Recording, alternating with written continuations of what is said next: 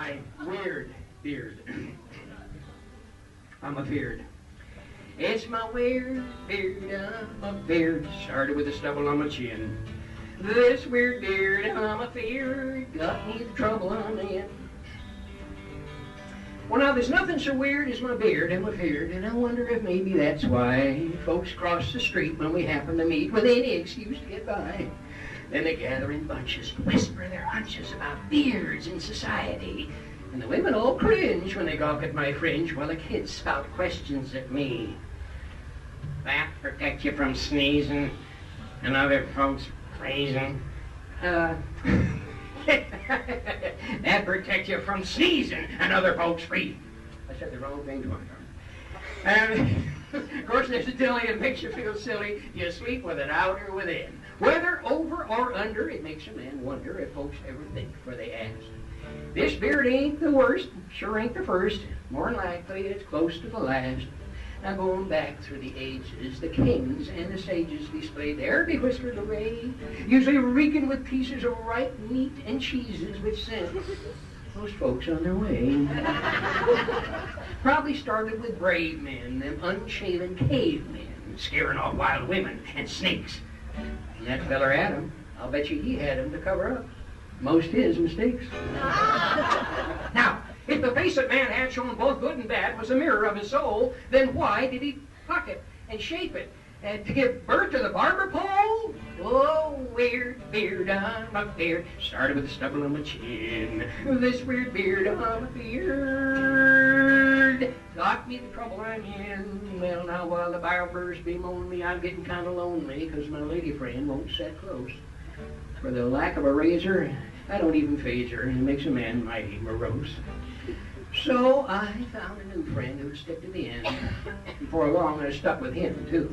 And a couple of more dozen, humming and buzzing. Still friends, so what could I do? They invited outsiders. A family of spiders began weaving webs in my brush. My elegant got me the trouble I'm in.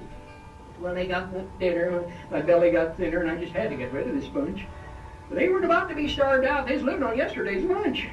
Well, my freeloading guests had turned into pests. They'd just come along for the ride. So I drenched them in whiskey. Only made them more frisky and began boring holes in my hide. I screamed and I shouted, I spit and I spouted. I give up my bacon and beans. I even shoot snooks to make them let loose, but they turned into nicotine fiends. When I saw I was trapped, inside something snapped. I had to give vent to my wrath. It sounds inhumane. It was them or my brain. I had to. Yes, I took a bath. Weird beard, I'm a beard. Started with a stubble on my chin. This weird beard, I'm a beard. You have to wait your turn because right now. Oh, I know what. Now it's time for a commercial. You know, we're going all this way without a commercial. Oh boy, we're 39 minutes in. We're going to have to hurry. Here we are. Now we're looking at a TV screen. You're looking at the back of 3 lovely heads of hair. Over here is a bounteous brunette. Here is a ravishing redhead. And here is a devastating dishwater blonde. Now, you know the girl from Ipanema? Well, she was a gas. Yeah, just play it, will you? Just play it. All right. Now, remember, bounteous brunette, ravishing redhead, devastating dishwater blonde. Suddenly, the bounteous brunette turns around and says, I use Head and Shoulders because it leaves my hair soft and fluffy. And then the ravishing redhead turns around and she says, Hi, I use Head and Shoulders because it leaves my hair squeaky clean. And then the devastating dishwater blonde turns around and says, howdy, I use Head and Shoulders because it keeps dandruff out of my beard.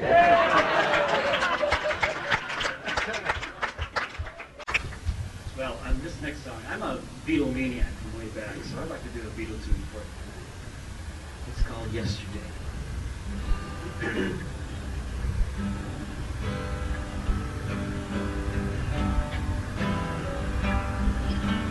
yesterday. I watched the buses all far away. There were books and slowly leaves were stone. I'll never yesterday.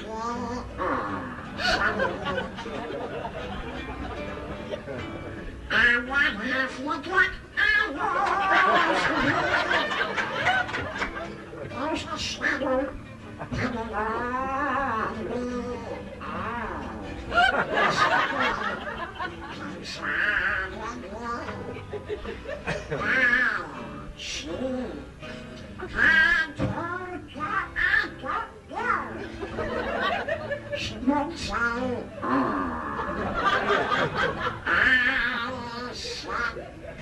something wrong, what I know. For yesterday, yesterday.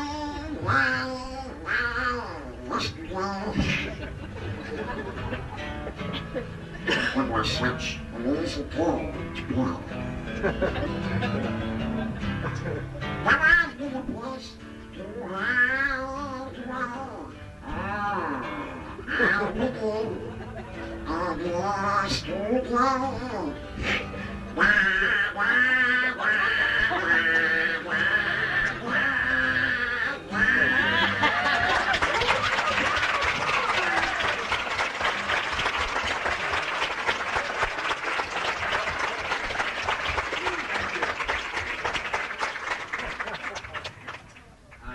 He does that, I break up. He's a bloomin' man. He can do it, I can't. He's got a sister that can do it too. As a matter of fact, both of them did commercials for Walt Disney Studios as the Donald Duck voice. Because Donald Duck's voice is done by Ducky Nash, Clarence Nash. And Clarence told me once, he said, you know, your son can do a better duck than I can. Because it's more easily understood, and the words can be understood. But he says it's the bag of tricks that makes it fun, and it makes it catch on. And that's what most people remember, are those stuff.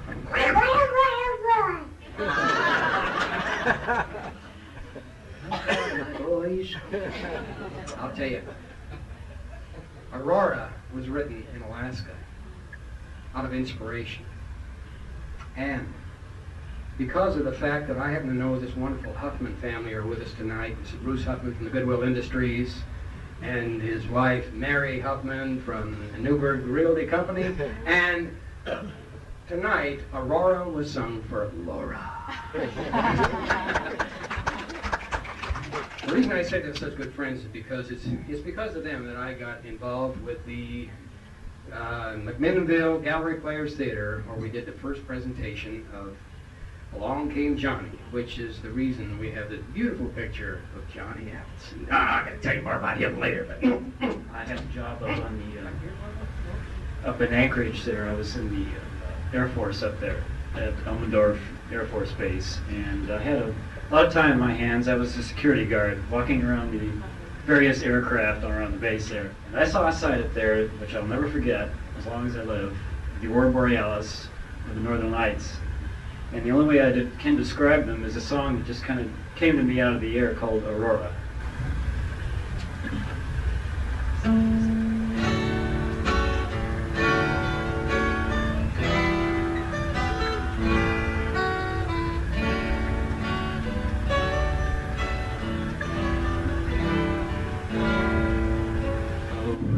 Aurora, pretty lights in the sky at night. Aurora, changing colors, what a wonderful sight.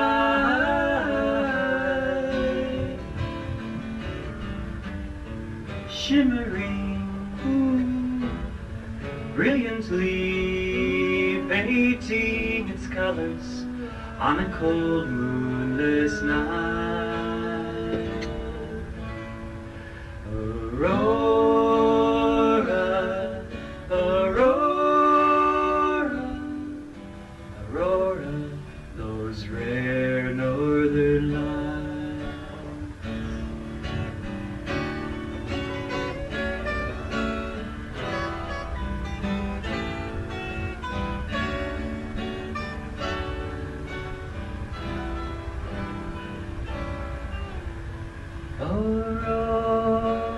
Aurora, colored curtains, crimson and green.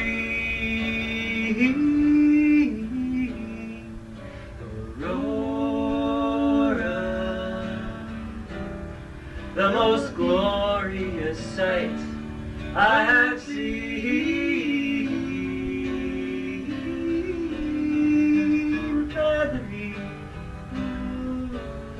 endlessly edging fire in the north sky so bright. Aurora, Aurora,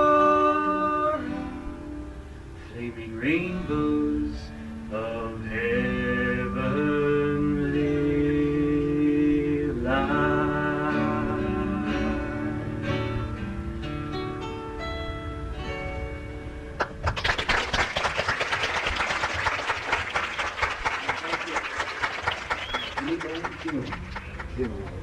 Because here's an old geezer that just loves to entertain kids and loves to tell them stories and do all the animal sounds and make life a whole lot more fun for them. Because he tells them about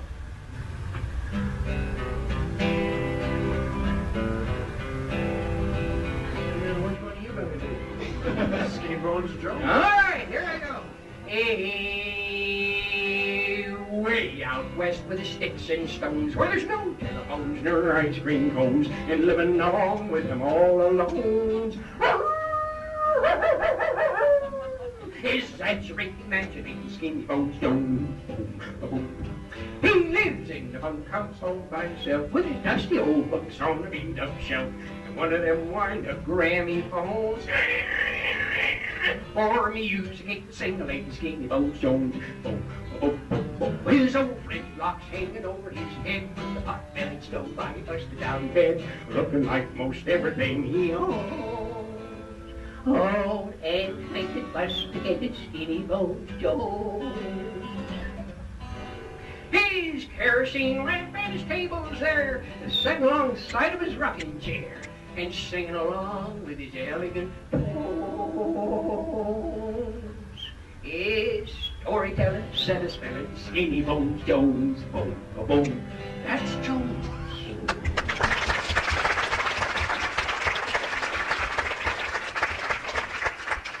I use this old geezer to make slide films, motion pictures, and video shows, and educational material, all based on imagining. Now you see, when he gets into his imagining ideas, fantastic things happen. He can put you into any kind of a situation, and one of these days he's going to take some kids and put them on film or on tape, and you're going to see them in your libraries. Now, who's like, oh yes, yes, yes. Now, yeah, I believe it was Mrs. Clark over here that was telling me a while ago that she has, what's your job again now? Media specialist. Your media Specialist. which means you're marrying a librarian, is that it? Okay, now you're using things besides books, aren't you? You're using all the slide films and motion pictures and all the other marvelous attachments and gadgets that they have for bringing life to the kids in a much more easily understood manner.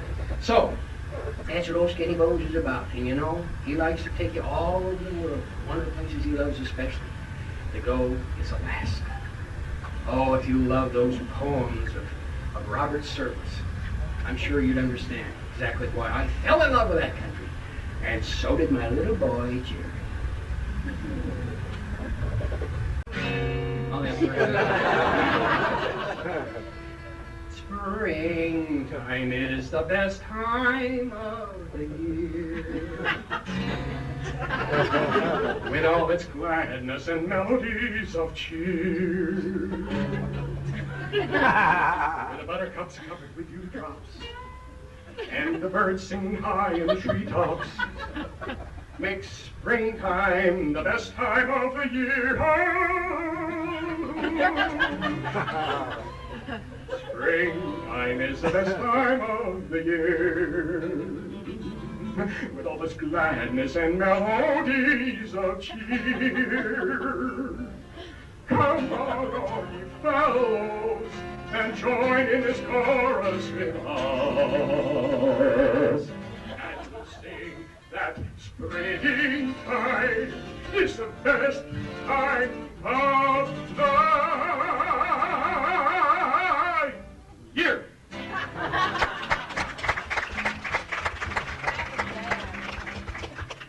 After mortification set in after that when I decided that I better wait. So I have not attempted to write a single thing until I was 50 years old. Like I say, I've always wanted to be an old man one of these days. Well, I went to Alaska and had an opportunity to work up there. And while I was up there, I found an old feller that really excited me. There's an old prospector. And you know, I want to tell you something about this animation business of yours. It ain't just all in the drawing. You can have all the pictures and drawings you want. But if you got nothing to say with those drawings, you got no voice to tell about it, or you got no sound effects to go along with it, then what have you got? So, that's what makes it fun. Because, now for instance, there he is. This is what got me into the education business. We got the right key, the right song, a miracle. All right. Boom, boom, it's Dal Boom, giving a helping hand, helping to build our country stronger, building a better land. It takes a man who's willing, any time he can, to live for the love of freedom and fight for the rights of man.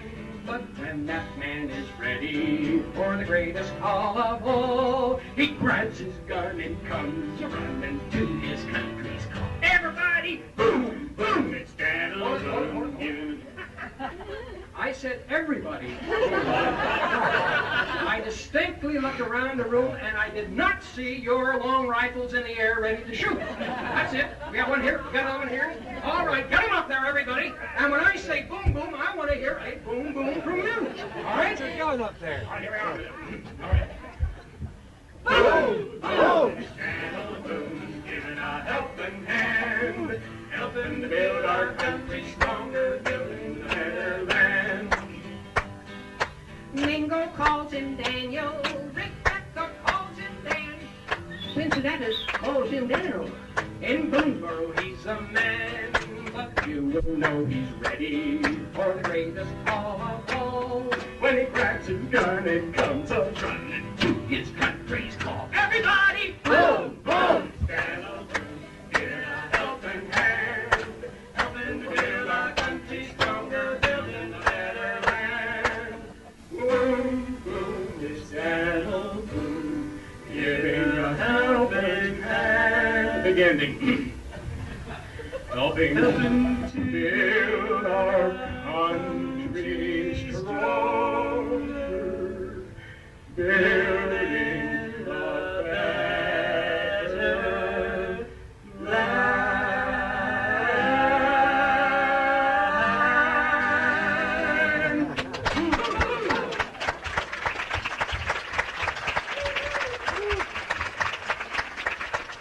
All right.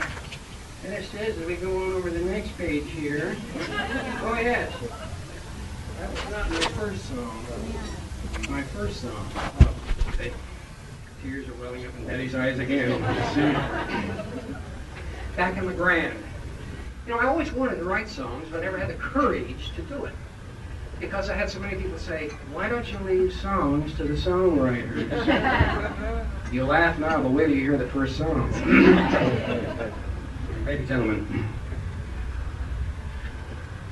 a chord would be nice.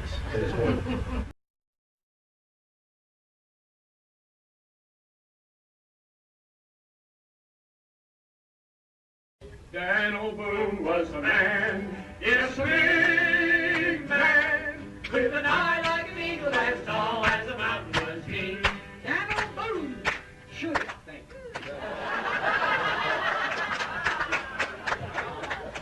See, the reason I get all goofed up on those songs songs because I never sing anybody else's songs. The only reason I sing mine is because nobody else knows it. I gotta learn. So, I was working with some ideas backstage, and Fess listened in on them, and he suggested, well, now why don't you try it? Just try it. Let me see what you do. So, I showed it. The number on our address, on our mailbox was 3964 Oeste Avenue.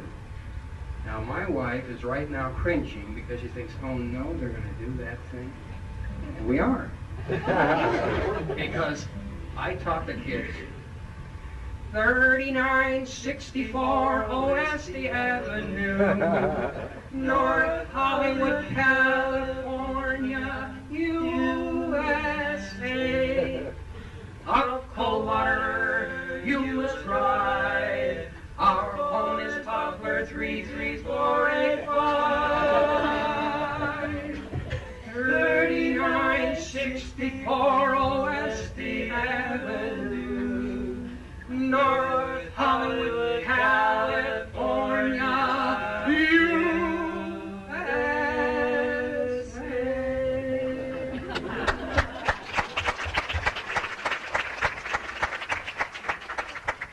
Just look at the tears. You know, one reason I asked the kids to learn that was because just in case one of them ever got lost, they might be able to use this. And would you believe it? My little 4-year-old Sonny boy sitting on the floor was lost one day, and somebody asked him where he lived, and he stood up and he said, 3964 California, USA. All right. Oh, there's a lot of wonderful chapters went on in our lives, and almost all of them were centered around the Disney studios because I admired that man so much. And certainly you know the story about Davy Crockett. And the man that he helped get started in that show, of course, was Fess Parker. Davy Crockett, King of the wild frontier. You're supposed to sing along with me on this, you know. Or maybe you would. Davy Crockett, King of the wild frontier. That's what I like to hear. It's really coming out. Let it all hang out, because now you're going to get an opportunity. Here's one I'm sure you all know that Fess Parker later established, and fortunately I was asked to be a part of that. Now, had I been in the first pilot, I want to tell you the good Lord really watches out for us with his miracles to perform. I couldn't be in the pilot of Daniel Boone because I was overseas in Korea doing a show for the Holt Adoption Orphanage. And therefore, I missed out on the pilot they did down in Florida. So, by the time I got back, I heard about that they had done this thing, and I thought, oh no, I really have blown the whole thing. But then I found out that they were going to do another one, and Fess had asked for me to be in it because he thought there was a possibility of my being a storekeeper, and he wanted to try it out and see if our producer Aaron Rosenberg, who, by the way, was the same producer of Bend of the River, which we shot up here at Mount Hood. So I went down there. Normally you have to go to the producer, you got to meet him, then he send you over to wardrobe, you got to get all your costume, then you got to come back and be approved and all that. They had all my costume ready from all my fittings of other shows. And I came up, I met him, and he says, we'd like to try it for a couple of weeks, and then you like us, and we like you, and we'd like to be in the series. So, what happened? We started out with, oh, 6 minutes. Sure. Anyone? Now, you remember the Daniel Boone song. Everybody, you know the Daniel Boone song. All right, let's get some chords in here so you can all hear them. Boone. Which one? I got my own. They got their art. He told me the next Monday. He said, yeah, that's fine. But who is he? He says, his name is Dallas Mckennon. He said, who? So that washed me right there as doing the part of Tramp. But I did get to do several animals. I did the Mexican Chihuahua in the dog pound sequence. And I did a tough dog, you know. I wear these guys here. Okay, sweetheart, you know what I'm talking about? Yeah, all right. And see, one of the little Mexican Chihuahuas, you know, he's got a voice like that. And then also, the one that was the most fun of all was when tramp took lady up to the zoo to get the muzzle gnawed off her face. He went up to this old beaver who happened to be hard of hearing, and he said, hey, old man, would you mind trying to gnaw the muzzle off lady's face here? He said, yes, sir, sonny. Water's all over the place. Every 60 seconds, 667 centimeters of water goes down that spillway.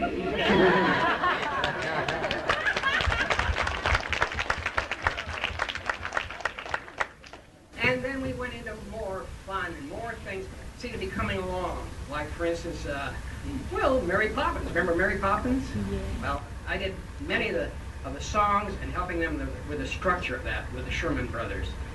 And when we got to 101 Dalmatians, that was the fun one, because then we had not only a lot of live characters doing this, but also animal sounds. And because of the fact that I used to live in the Grand Oregon, and there sits Jerry Clark, used to be Pearson, and we went to school together in the Grand High School. Yes. And I'm sure there's others. Anybody else here from the Grand? On the Grand High, fight right through that.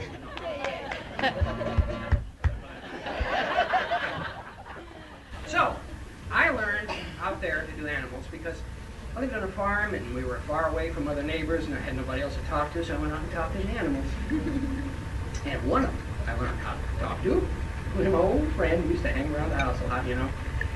And I portrayed him as well as some of the others. Now, when we did the scene from the 101 Dalmatians, there were 4 of us. 1, 2, 3, 4 corners of that big A studio down there, which incidentally was exactly the same studio where they recorded that beautiful music on Fantasia. Oh, I get so excited when I work in that studio because there's great people there, and they're always so hardworking and so dedicated to their art, and certainly to the man that created that studio. Well, all right, here we are. We're in the studio now. There are 4 of us, each one in a separate corner. Then we run from one corner to the other, and they want to get this effect of the different sounds around London town as we record it. And there sits Walt right in there in the control room. You know, you gotta get it on the first day. So anyway, here we are in one corner. Then you go to another corner.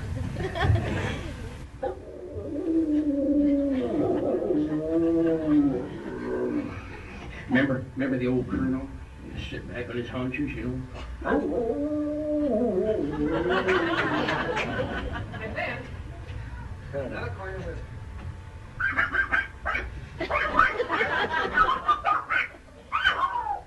All right. Now, all kinds of dog barks and all kinds of animal sounds and opportunities to do. You study your voices, you know, something that's nature hell. Yes, it is a natural end. And maybe something like this, you know, and we had a lot of those characters, you know, in, was it Mary Poppins, too, actually. And so the beautiful part about the voice business in Hollywood is that you get to do so many varieties of things. And you never know, from the moment you enter that studio till you leave, what kind of thing you're going to end up doing that day, because they try all kinds of ideas. And you also never know, when you start working on a picture, if you're going to end up in the picture. Because most of the time you come in and you look at a storyboard, there's all kinds of little squares of papers and pictures of the drawing of the story. And you look at it, and you try out, and you try this voice, and you try that voice, and the director may love it, but you still have to sell the producer, and in the long run, you've got to sell Walt Disney. Well, I want to tell you, when I was asked to come and be in a picture after all these cartoons I'd been doing, the first picture I was ever in was called Son of Flubber.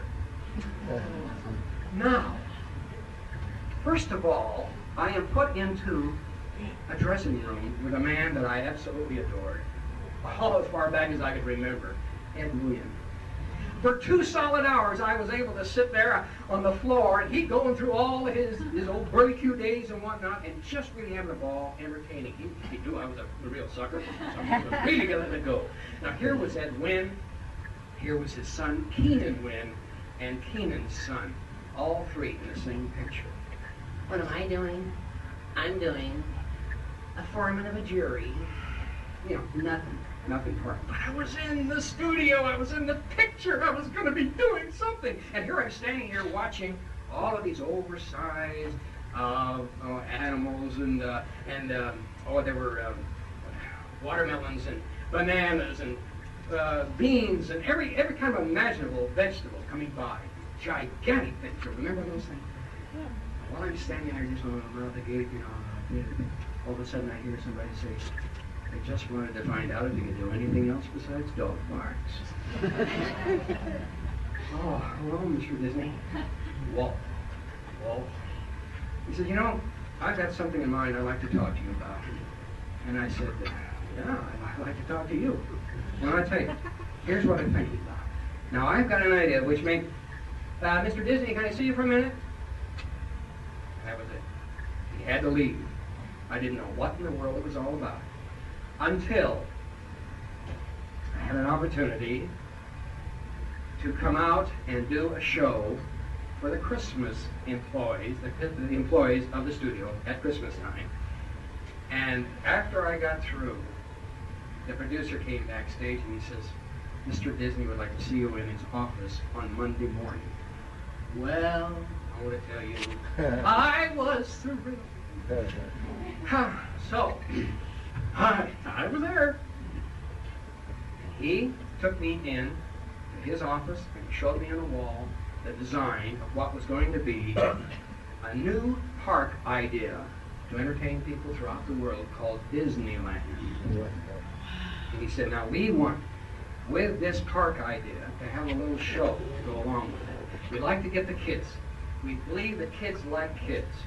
And we'd like to have the kids be a part of this organization. We want to film it here in the studio.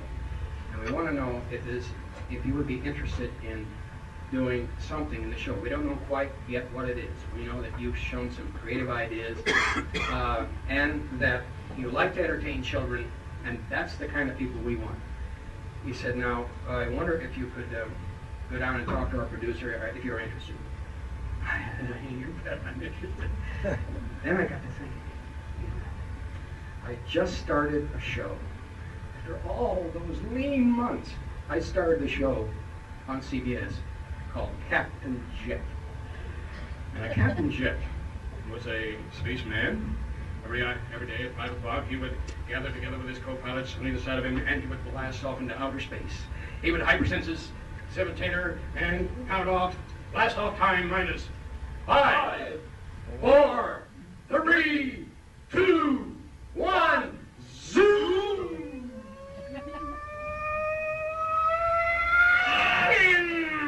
We would blast off and go all out through space and go by the moon and Mars and Venus and whatnot, and eventually we get back down to Earth. But in the time we were out there, we'd look at cartoons, and I would do some of the voices of the cartoons. We sell a lot of Bosco and all the rest of the commercials. I love Bosco. Bosco's good for me, and you, and especially you. All right. Now, all of which added up to the fact that I went back to the studio and I told James T. Aubrey, the smiling cobra of CBS, guess what, Jim? Walt Disney wants me to be in the show. And he says, Mac, we ain't running no Sunday school here. We got you for 7 years. You got us for 2 weeks. Now your show is top rated and we're not about to drop it. So you'll have to tell Mr. Disney you can't do it. I want to tell you, I thought that the bottom of my world had dropped out. I couldn't believe what I was hearing. But anyway, that's the way I had to go along with it. Well, those were pretty lean years in those days. When we first started out, Betty and I got to Hollywood, and we had, I remember one specific Christmas. This is right after we started the show. I'd gone through this year, and we're still not being able to totally catch up with ourselves, and we had, very little means. And I remember this one Christmas, we were all sitting up with our feet up on the chairs to keep warm, and it was so cold, and it blasted San Fernando Valley, and this is Christmas. And welcome to Hollywood. I finally got my family down with me. And we were sitting there, and all of a sudden the phone, the bell rang. Went to the door. A little kid came up and says, Happy Hanukkah. and I thought, well, no, that's sweet, son. Thank you very much. We appreciated that. And so at least we had that Christmas cheer, and we had our own love with each other, and our family was growing by leaps and bounds, it seemed. But as we sat there wondering, you know, what's going to happen next year, where will we be this time next year, all of a sudden the doorbell rang again. And here's a delivery man. McKennon, got a box for you from Disney Studios.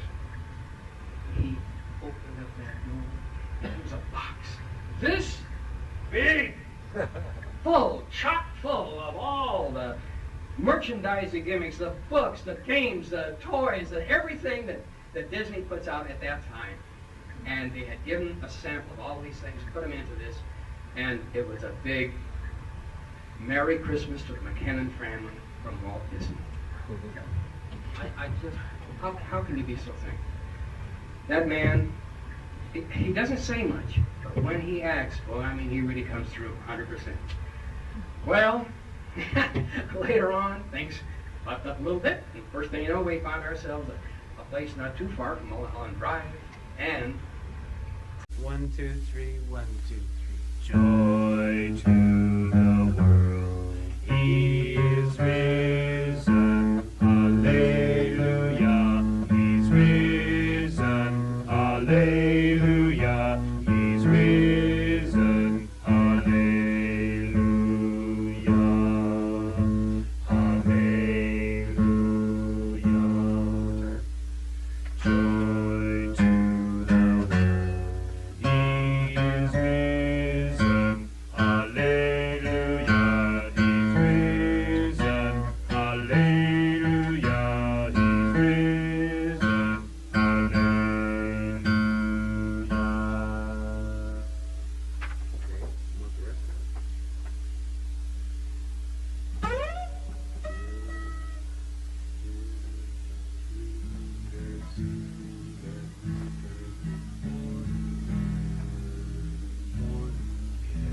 You have to know the low E?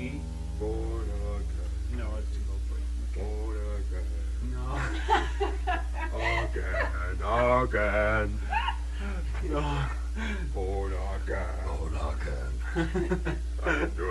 I can do it.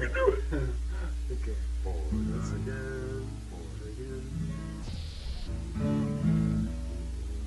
Again. Hear the bells ringing, they're singing that we can be born again. Next verse. Hear the bells ringing, they're singing, Christ is risen from the dead. Maybe you can help me here. The angels up where I'm singing up there. The angels up on the tombstone said He is risen, just as He said. Okay, but you don't have to sing it there. Just as He said, just as He said. Way up there. Is that too high? No. Okay. So sing up here with me. The angels up on the tombstone said He is risen, just as He said. Okay. Quickly now go tell His disciples that Jesus Christ is no longer dead. Then you have to go down a whole octave. I can do it. Can you I do can that? do it.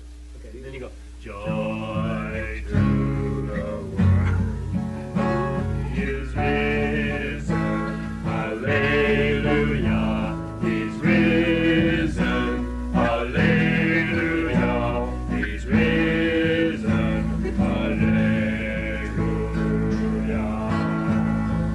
Alleluia. Okay? Does it make any sense? Let's go through the song. We can work on Were You There Saturday, tomorrow. If you're there. If we're there. if we ever get there. How can I tell? Okay, we'll do that, because this is the most important Right. one right at the moment. Were You There is just strictly a lead-in, which is, it's poignant and everything.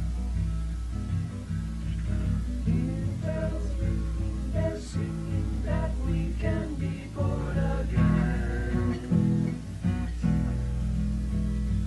Hear the bells ringing, they're singing, Christ is risen from the dead.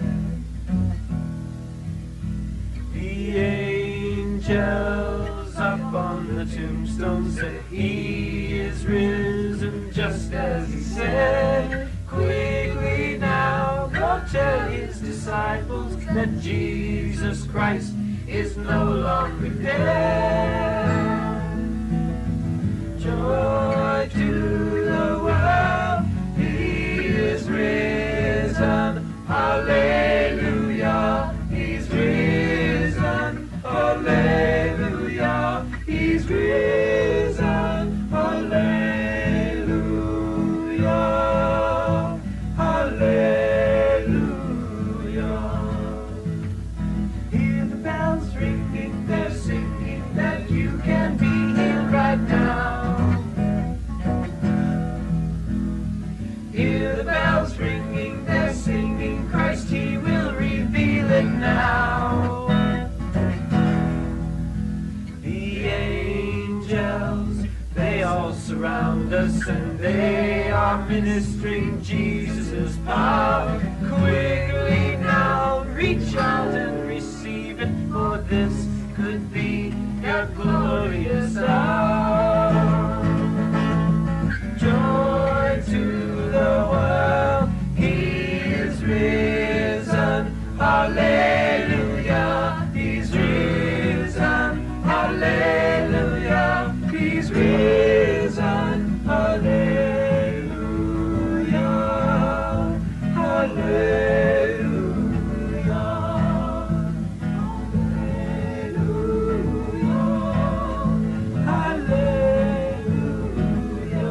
hallelujah. Hear the bells ringing, they're singing that we can be born again.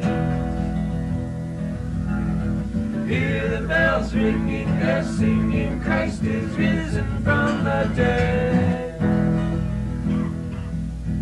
The angels up on the tombstone said he is risen, just as he said. Quickly now go tell his disciples that Jesus Christ is no longer dead. Joy to the world, he is risen. Hallelujah, he's risen. Hallelujah, he's risen. Hallelujah, hallelujah,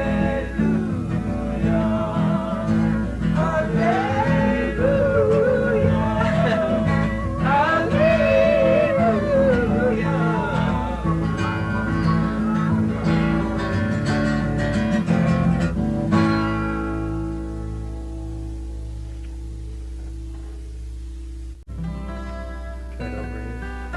We'll get down. Good key. I like the recording too. It's not It's easy, it's easy, easiest key there is.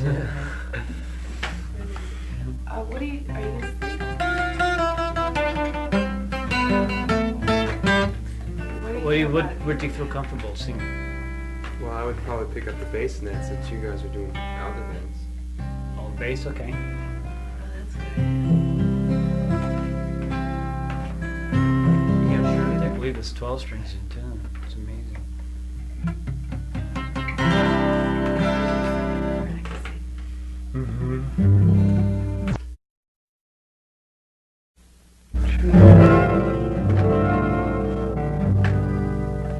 Were you there when they to the tree?